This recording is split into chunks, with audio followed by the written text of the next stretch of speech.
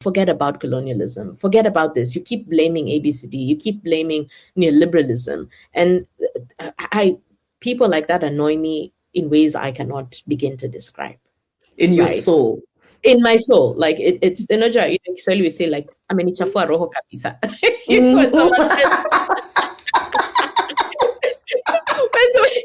When someone is giving you a story and they say that, they are pissed. They are touched. Like Ndani ya roho. Kabisa.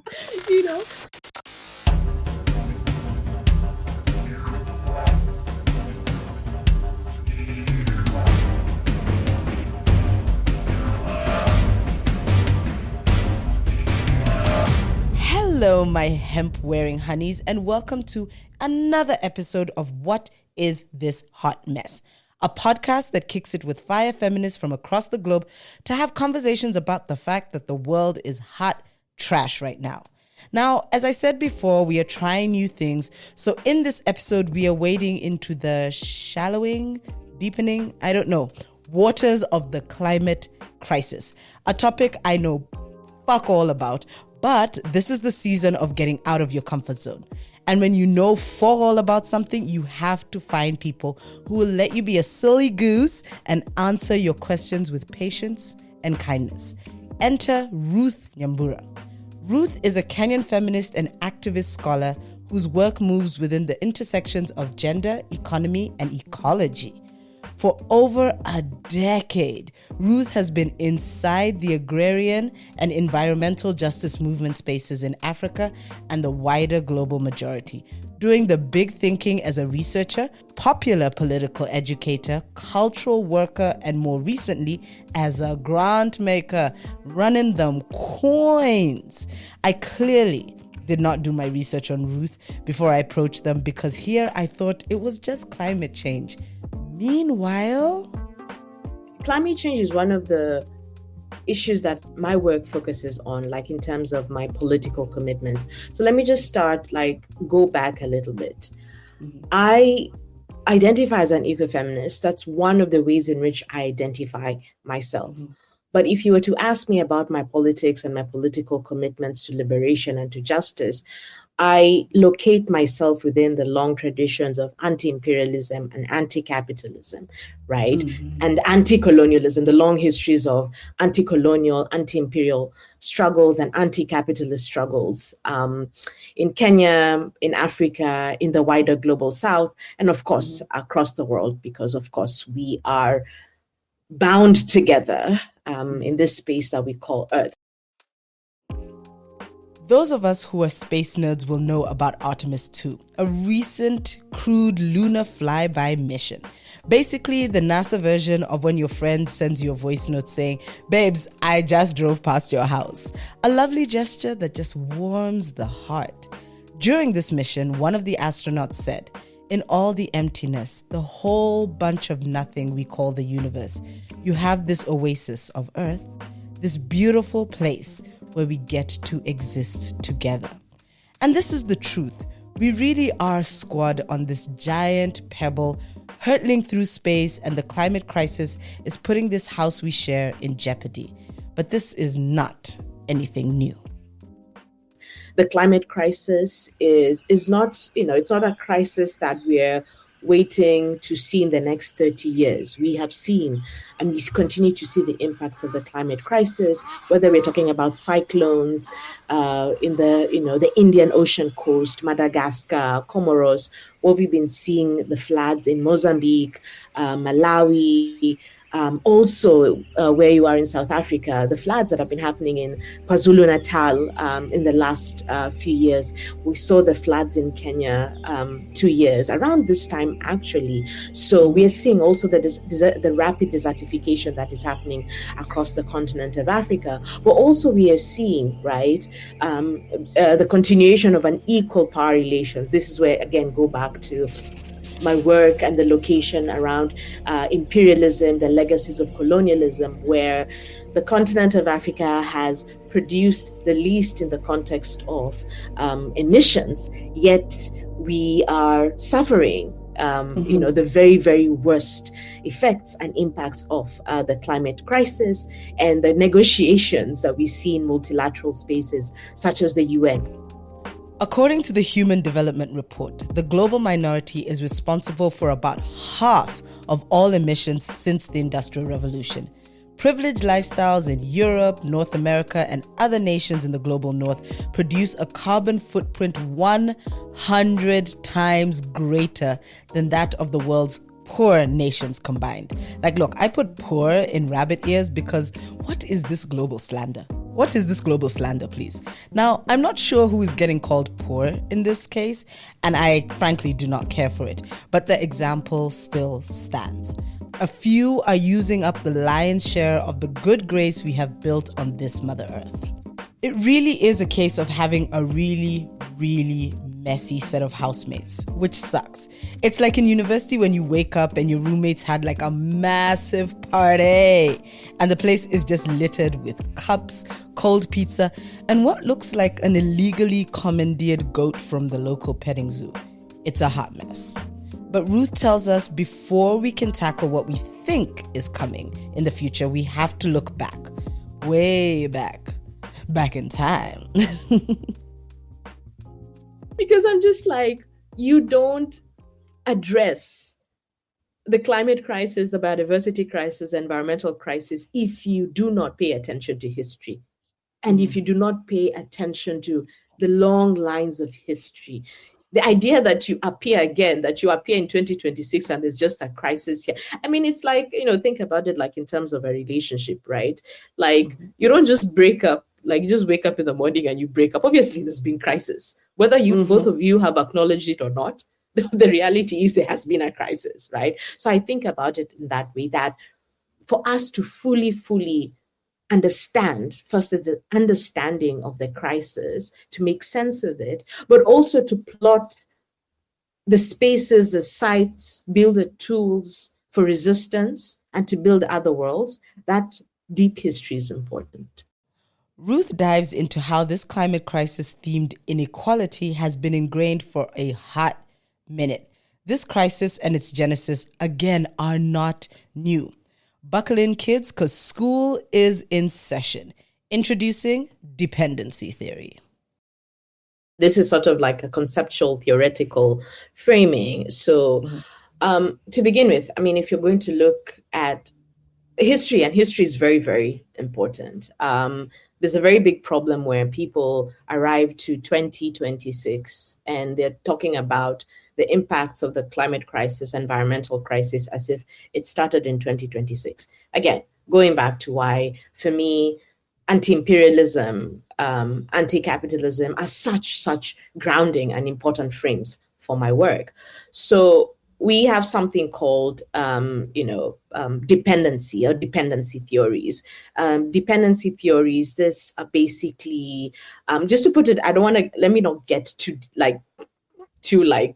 academic journal paper, but basically the core of dependency theories is that countries in the global south, right, have historically, especially because of our the histories of enslavement, the transatlantic slave trade. If you're talking about the continent of Africa, then you go to colonialism, then you go to, a neocolonialism, right? If you're thinking with Nkrumah, for example, and thinking about the impacts of neoliberalism in the last 40, 50 years, dependency basically says that countries in the global south have historically been sites of extraction for the global north, right? And they continue even after independence. The flows of resources continue to be the same. So the main framework of it is that there's always been an unequal exchange between the global north and the global south, where we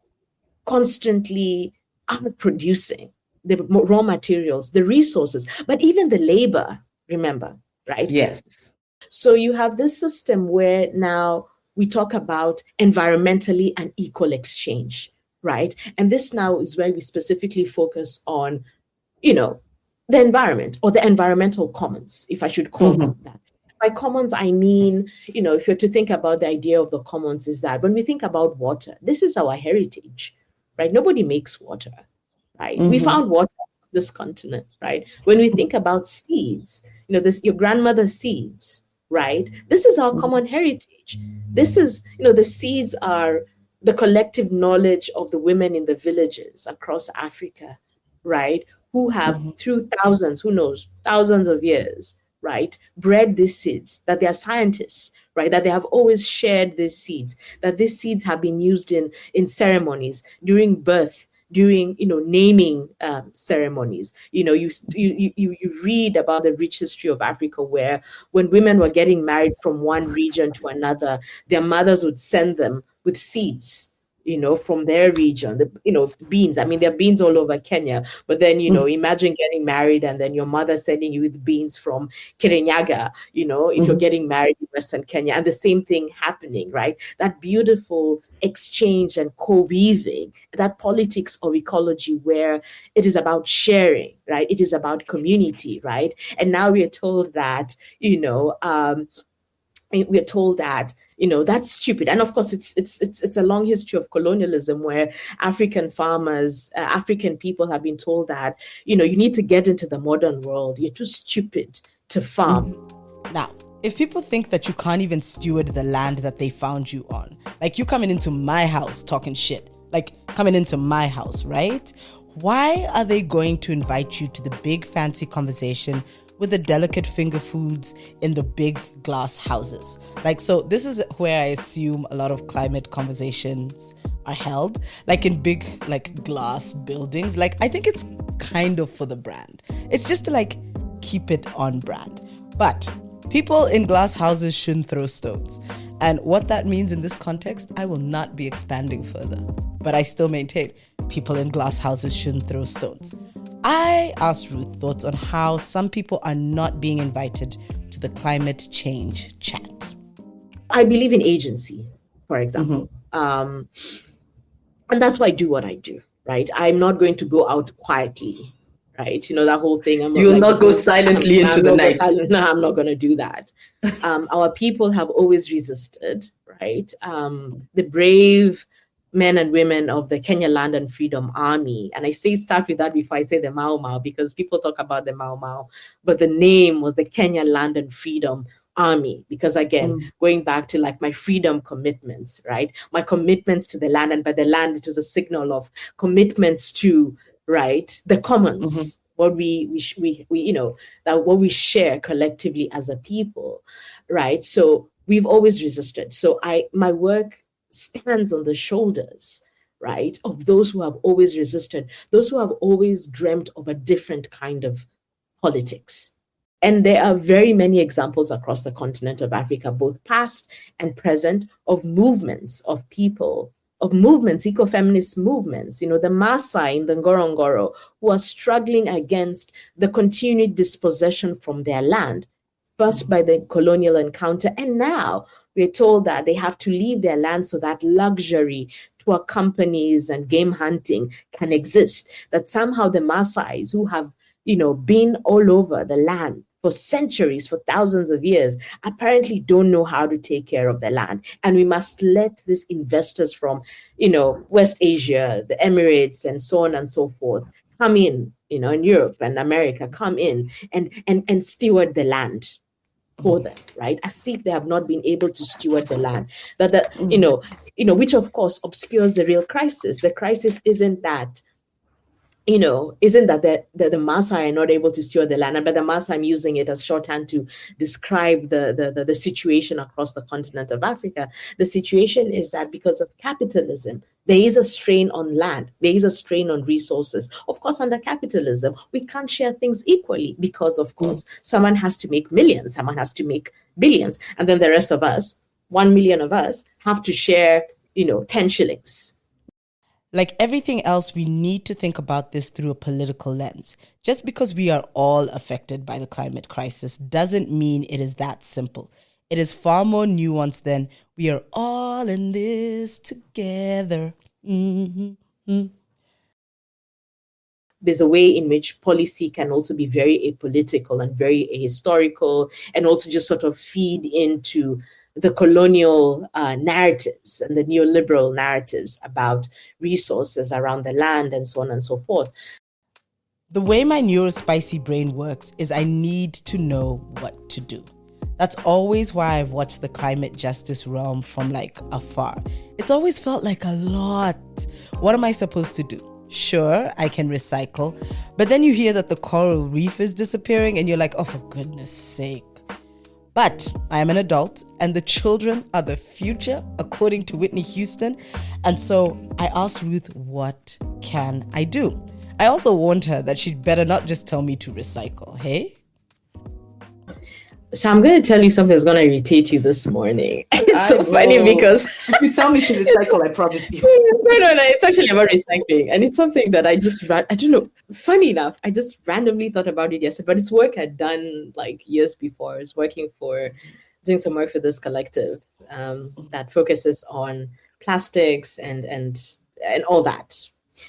Do you know majority of the recycling, what's called recycling? Again, which I'm going back to look at the power relations and power imbalance. Mm-hmm. A majority of what we're told is recycling actually gets dumped in the global south. Yikes! Countries in Europe, the US, simply put all this trash in ships and send them to the global south, and mostly Southeast. Basically Asia. So you have the Philippines, you have China. A few years ago, I think this was something like 5-6 years ago, just before COVID, I think 2019, there was a very, very big scandal, according to the global north, because China had put in place this new measures where they're like, we're no longer accepting your trash. So a lot of this recycling stuff actually ends up, very little actually gets recycled. And recycling is important, but we have to go back to the politics of production, right? And in a world where, especially in the global north, where there is literal overconsumption.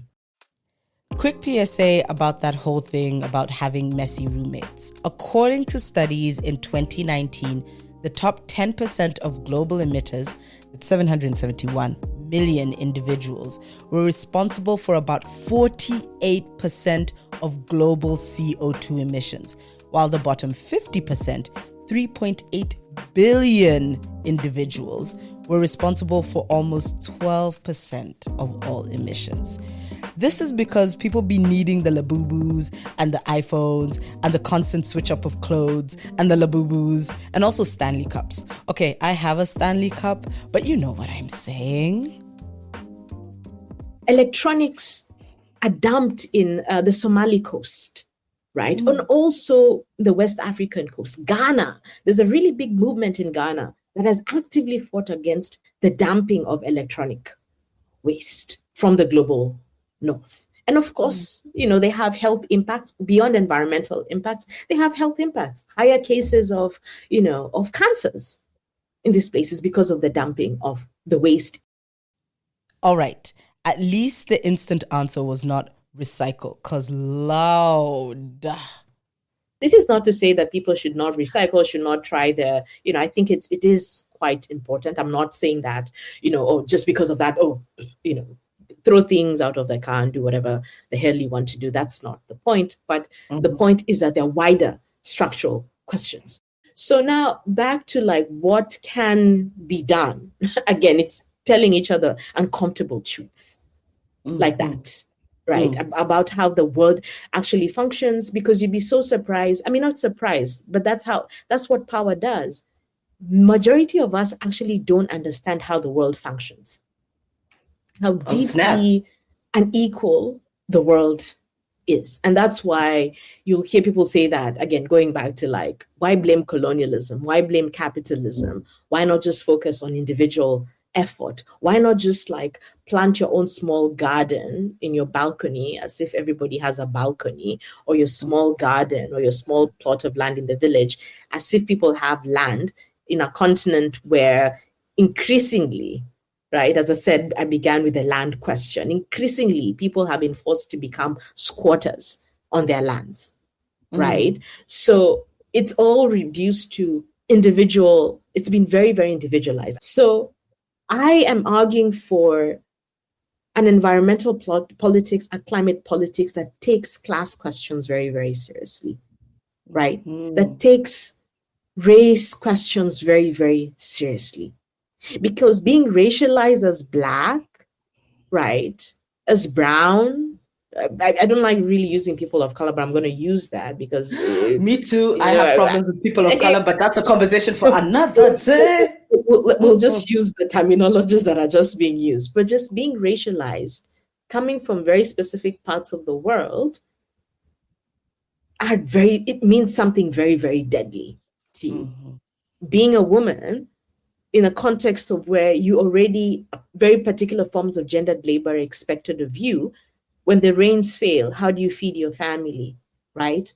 When the very act of saving, selling, and exchanging and sharing your indigenous seeds are criminalized by laws, by Seeds Act, by intellectual property rights emanating from the international order, that has serious impacts on you. So because we are, focusing on very technical, apolitical, and technical in a very apolitical, I'm not saying that technical, we shouldn't focus on the technical, but technical removed from the political questions. The political questions around what is the economic system? Can you really deliver justice? Can you really deliver food? Can you really deliver climate justice within the context of an economic system that already renders those who are racialized, those who are classed, those who are gendered in particular ways as disposable, right? That already renders them precarious. Can it really deliver? There's no technical. You can bring all the tech that you want to bring. And also tech is not neutral.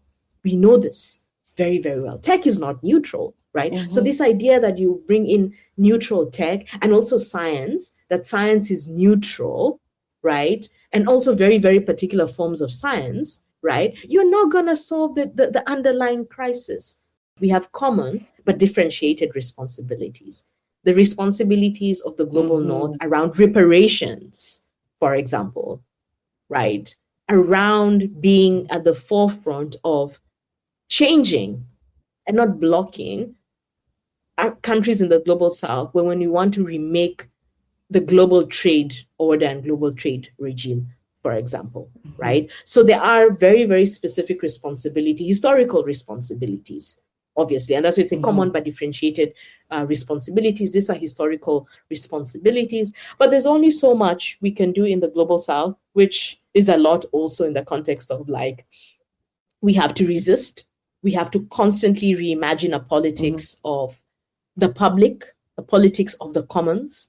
How do we build a shareable country? How do we build a shareable continent? How do we build a shareable world? If you read closely Wangari Maathai's life, if you're doing close reading, yes, it wasn't just about planting the trees. It was resisting privatization as a logic, right? Engaging in that logic of anti-privatization, right? It was her, when she talks, when you listen to her interviews and her talking about, her grandmother, her mother, just basically how she was brought up with the ideas and the values and the ideals, right? Around how we treat, the environment. It's wider than that, of course, which goes back to very, very particular cosmologies of being, which are for me cosmologies of liberation, cosmologies of Ubuntu, right? Cosmologies of Utu. I had to do it. I had to do it. School is back in session, my space kittens. Today, we learn about Ubuntu and Utu, which is basically a principle that walked so the notion of squad goals could run. Ubuntu means humanity and pops up in some Bantu languages such as Zulu. It describes a set of closely related Bantu African origin value systems that emphasize the interconnectedness of individuals with their surrounding societal and physical worlds. Ubuntu is sometimes translated as I am because we are. Now, you see, when you view life through this lens, your neighbor being an asshole is a little harder because he should know better and he should be better. Now, Utu is a foundational Maori concept referring to the maintenance of balance through reciprocity, encompassing both the return of kind deeds and retribution for injuries. Now, we are all a little more philosophical, and in the words of 90s hip-hop, if you don't know, now you know. Beep. Right? This is where we go back to, and we already have very beautiful templates across Africa, across the global south. We already have these templates, and we can co-create more templates. Africa knows things. We truly do. Research has shown that even though the climate crisis is trying to absolutely spank us, the African continent has come up with some ways to adapt. One piece of research from 2021 speaks about the climate change-related challenges faced by 5 African indigenous communities: the Afar, Borana, Endorois, Fulani, and Hadza, and how they are handling their business. Some of the solutions included temporary migration, livestock diversification and mobility, rainwater harvesting, beekeeping, and camp shifting. They had ways of dodging the problem that is being dumped on their doorstep. And as Ruth says, figuring out a way of broadening the approach to the climate crisis is key to tackling it, because these are legit pieces of wisdom. Remember, notions of Ubuntu and Utu show us that we really do need to see this as a collective solution. Transnational, transversal solidarities are very, very important. Whether you're working around labor justice, environmental justice, feminism, queer politics, look, it's ultimately the same struggle in the context of the structures of oppression, the modes of oppression, the ways in which they flow across the world are similar, sometimes if not the same. Then beyond our small cocoons of movements, we also have to build this transnational, transversal forms of struggle and, So just like your current situationship, it's complicated. The climate crisis is not just the ozone layer is thinner than the material of the sweatpants in a dude's Instagram thirst trap. If you know, you know. It is so much more. It's an intersectional, context-driven, messy dumpster fire of a situation with many moving parts and competing interests. So make sure you approach it as such. Next week, we have Raj coming to chat to us about the link between the climate crisis and mental health, because plot twist, there is one. Of course, there are things to read, so check out the links in the show notes for all the bits and bobs. Shout out to the Global Unit for Feminism and Gender Democracy of the Heinrich Böll Foundation that is still hosting this podcast. Guys, the con continues. And also shout out to my mix and mastering team, Ray and Sheldon, for that post-apocalyptic production. Thank you also to Cam, Don't Piss Me Off Smith, for being a mega mind and giving me some good research so I look like I know what I'm doing. Till the next episode, use solar energy to charge your sex toys. Take the bus to see Bay, or start a small community garden to impress your crush with your juicy tomatoes. Because you know what? It's all chaos anyway, and this is not the apocalypse we signed up for.